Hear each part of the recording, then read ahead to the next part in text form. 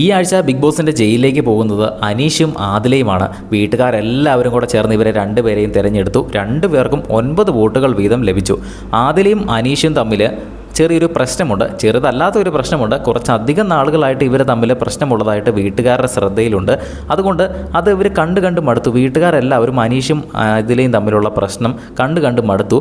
അതുകൊണ്ട് ഇനി അത് വേണ്ട, ഇനി രണ്ടുപേരും ഒരുമിച്ച് ജയിലിൽ പോയി കിടന്ന് പ്രശ്നമെല്ലാം പറഞ്ഞ് തീർത്തിട്ട് പുറത്തേക്ക് വരട്ടെ എന്ന് പറഞ്ഞുകൊണ്ട് കുറച്ച് പേര് നോമിനേറ്റ് ചെയ്തിരുന്നു. അതല്ലാതെ പ്രധാനമായിട്ടും ആദില അനീഷിനെ തല്ലിയ കേസും അതുപോലെ തെറി വിളിച്ച കേസും പിന്നെ അനീഷിനെ നോമിനേറ്റ് ചെയ്തത് ടാസ്ക് കുളമാക്കിയതിൻ്റെ പേരിലുമാണ്. എന്തായാലും ഈ ആഴ്ച ജയിലിലേക്ക് പോകുന്ന 2 പേര് ആദിലയും അനീഷുമാണ്. ഇവർക്ക് എന്ത് ടാസ്ക്കാണ് ബിഗ് ബോസ് ഇത്തവണ കൊടുക്കാൻ പോകുന്നതെന്ന് നമുക്ക് കണ്ടു തന്നെ അറിയാം. ജയിലിലേക്ക് കയറ്റി ഇവരുടെ ടാസ്ക് എന്താണ് കൊടുക്കുന്നതെന്ന് ലൈവിൽ നടക്കുമ്പോൾ തന്നെ നമ്മൾ അപ്ഡേറ്റ് ചെയ്യാം. അത് കാണുന്നതിനായിട്ട് ചാനൽ ഒന്ന് സബ്സ്ക്രൈബ് ചെയ്യുക.